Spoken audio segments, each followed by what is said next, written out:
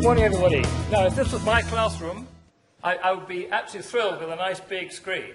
I've been to many, many classrooms now which have tiny interactive whiteboards, and the kids at the back can hardly see anything. So big screen for me, and also I don't particularly like being behind a podium. I like to be out and about, which is where these things come in. You can control the IT from anywhere in the room, and you can throw it down on the desk, and the kids can have a go. So that's a bit of technology I wouldn't be without. So getting the classroom right is the first thing. We're going to implement this change.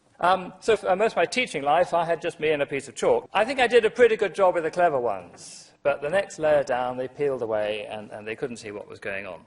So what's new? What came new? Well, I think two things. The data projector, fantastic innovation, so they could all see things visually. So taming the internet is the first point I'd like to make. But how can you do this? Well, obviously, you've got Google. We've heard about Google already. Doing some stats work with age and body mass index, for example. I just put into age, BMI. You get lots of websites about an airline. Well, OK, but if you go to images, oh, boy, all of a sudden, it's lots of mathematics. That's amazing. So that's a nice use of Google.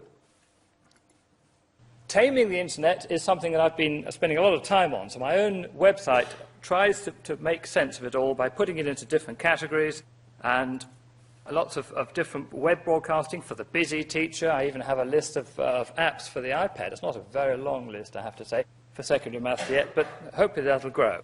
And up here, calendar events. But the main website, I'd move it into maths education, classroom resources, and mathematical entertainment. Those are two words you don't normally see in the same sentence. But there, for example, I try to keep up to date. Launched today is Google Numberphile. Keep up for that. A chap called James Grime is coming to our TSM workshop. He's launching this today, so look out for things that are new. Then I thought we'd use the web to find a nice real parabola, something you can do now just by zooming in. Now, if you know where to look, you can find all sorts of things on the web, and here is this extraordinary structure. It's about 100 meters long and 10 meters tall. It is a parabolic sound mirror.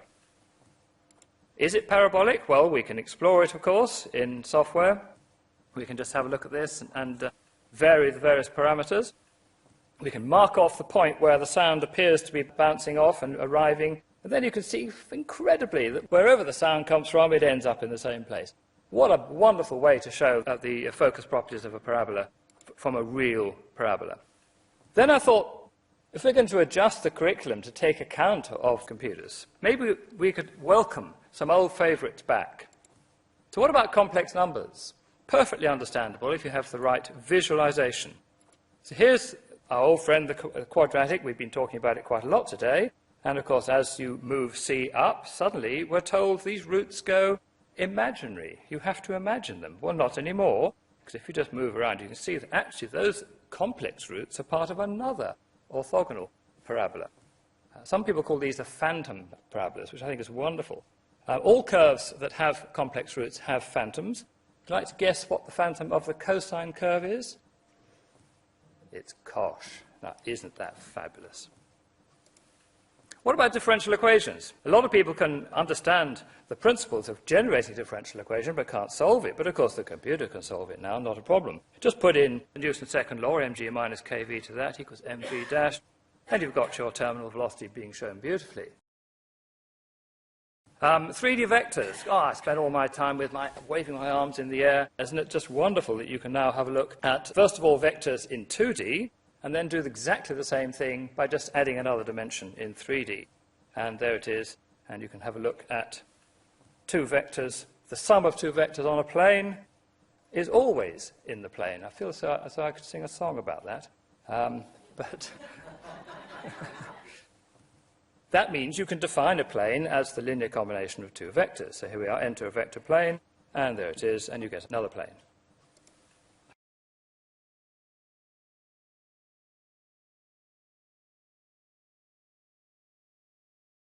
The central limit theorem, one of my favourites. I've done this with year 10s. Why is it that when you get on an aeroplane, they weigh your luggage, but they don't weigh you? Surely it matters. Well, I've found a whole load of weight data and plotted it up.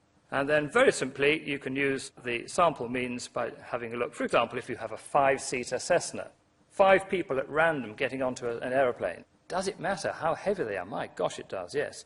Here I've just got our first sample, and there's the average. Second sample, there's the average. This idea of central tendency, very nice to illustrate with a small sample. Take lots of samples, and you see the standard error is over 8 kilos. Fantastic variability that the captain of that plane would be really worried about. What about the A380 with 400 people getting on board? Wow!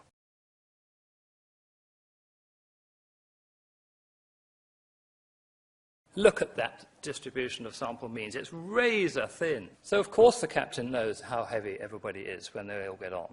They don't have to be weighed.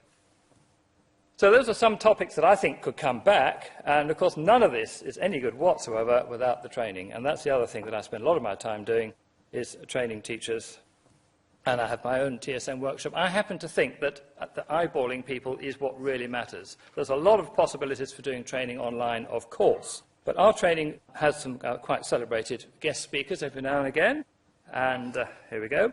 This was last summer. Lots of happy teachers being trained. But what really matters is all hands-on. I regard it as the opposite of conference. It's the opposite of this event. The delegates are doing all the work. They're bashing away for 3 days, and they love it. The National Centre has also given its stamp of approval, which is nice.